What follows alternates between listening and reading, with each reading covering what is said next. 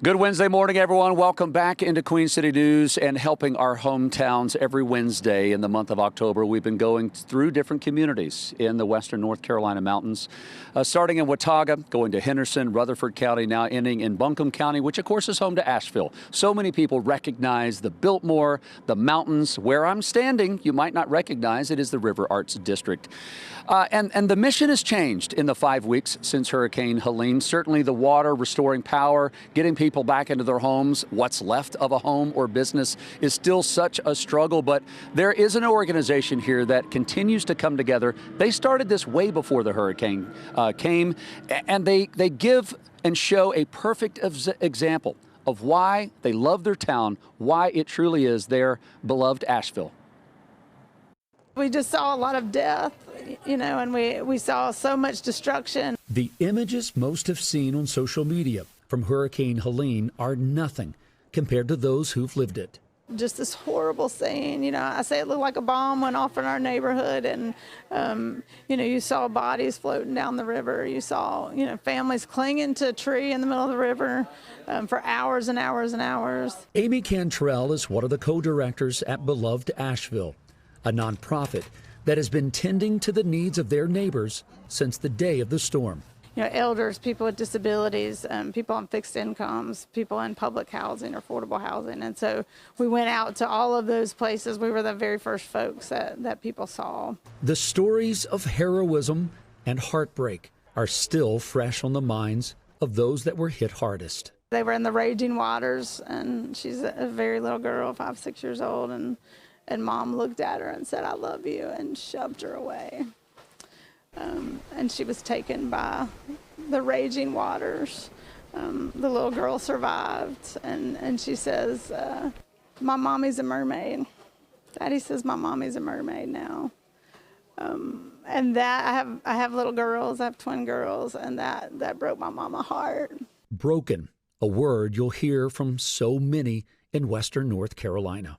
But it's the strength of these communities that are helping people move forward. And those stories move us to action, move us to be here around the clock, to not sleep for many days, to make sure that people are cared for and that we can allay the suffering. For co-director Pancho Bermejo, what he's seen has given him hope. Haven't seen a lot of love, a lot of power in this community. We haven't seen people coming from all the country bringing supplies and offer their hands to start helping the people here. Love looks like holding somebody's hand and crying with them as they tell their story. Love looks like sending out crews to repair a home. Strangers becoming neighbors, neighbors becoming family.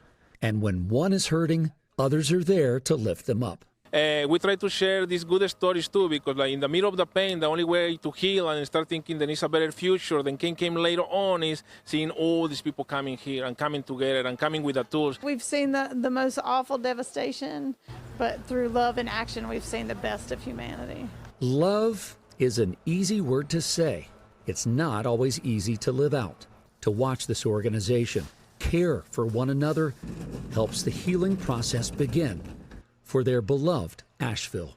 Togetherness is where we're going to find a solution to the long run. We can be this every day. We can do this every day with each other, and that's what Be Loved is all about. If we put love in action, then we are our better angels, and we can be the best of humanity and love our neighbors every day.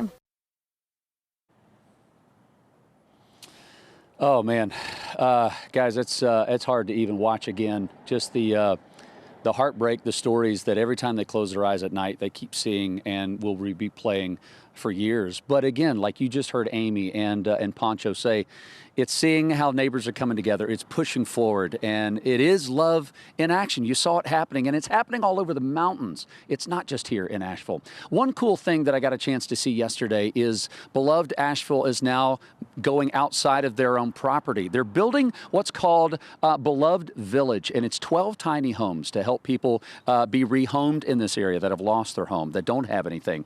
And look at this. Look how beautiful this is. The colors of these homes, to me, when I was walking through here, guys, it reminded me just the colors of the rainbow, which represents all of humanity, right?